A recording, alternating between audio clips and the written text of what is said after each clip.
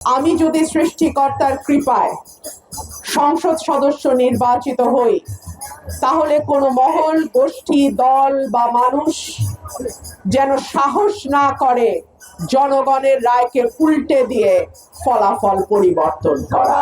আমি অত্যন্ত দুঃখের সঙ্গে বলতে বাধ্য হচ্ছি, ক্ষমতায় এক এক সময় এক এক দল গেছে, কিন্তু আমার সংখ্যালঘু ভাইদের ওপরে নিপীড়ন, নির্যাতন কোনো আমলেই কম হয় নাই।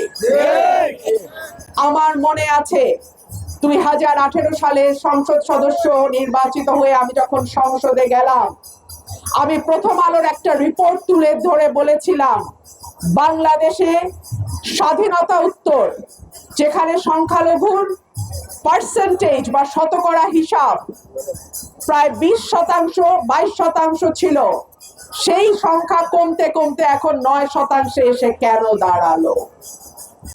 এই জন্যে বাংলাদেশের রাজনৈতিক দল যখন যারা ক্ষমতায় গেছে, কেউ দায় অস্বীকার করতে পারবে না। আমি রামুতে গেছি, নাসিরনগরে গেছি, বানরিপাড়ায় গেছি, কুমিল্লায় গেছি, রংপুরে গেছি। আমি বাংলাদেশের বিভিন্ন জায়গায় সংখ্যালঘুদের মন্দিরে যখন হামলা হয়েছে, আমাকে বিএনপির তরফ থেকেই পাঠানো হয়েছিল এবং আমি জায়গাগুলো পরিদর্শন করেছি। আল্লাহর কাছে হাজার শুকর, আমার যেই সংসদীয় আসন সরাইল আশুগঞ্জ, অন্তত এইখানে আমি কোন রকম কোনো উগ্রতা, উচ্ছৃঙ্খল বা বিশৃঙ্খলা দেখি নাই। এখানে নানান মত, ধর্ম, নানান গোষ্ঠীর মানুষ সম্প্রীতির সঙ্গে আবহমান কাল থেকে পাশাপাশি বাস করে আসছে। আশা রাখি আমাদের এই এলাকা যেমন বাউল গানের, তেমন কীর্তনের, আবার তেমন ওয়াজ মাহফিলের। আমি তো হাসতে হাসতে বলি যে আমার সকাল শুরু হয়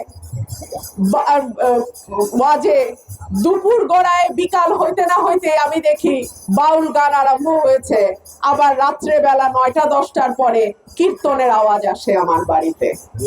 এই সম্প্রীতি, সৌহার্দ্য এবং ভালোবাসার যেই বন্ধন আমরা বাংলাদেশের অন্তত সরাইল আশুগঞ্জের মধ্যে ধরে রেখেছি, আশা করি আগামীতেও এই সম্প্রীতির বন্ধন অটুট থাকবে এবং ধর্ম, বর্ণ, জাতি, গোষ্ঠী, রাজনৈতিক মত, পথ আলাদা হতে পারে, কিন্তু এলাকার মানুষ হিসেবে আমাদের মধ্যে যেই ভালোবাসার বন্ধন, সেটা যেন কখনো নষ্ট না হয়। চাঁদাবাজি, মামলা বাণিজ্যকে বন্ধ করার স্বার্থে যাকে আপনার যোগ্য প্রার্থী বলে মনে হয় তার বাক্সে ভোটটা দেবেন।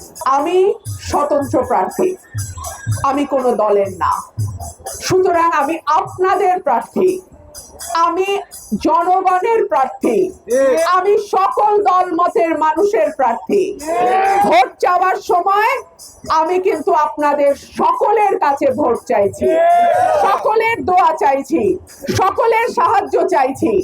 আমি আপনাদের সকলকে নিয়ে সরাইল এবং আশুগঞ্জকে একটা মডেল উপজেলা করব ইনশাল্লাহ।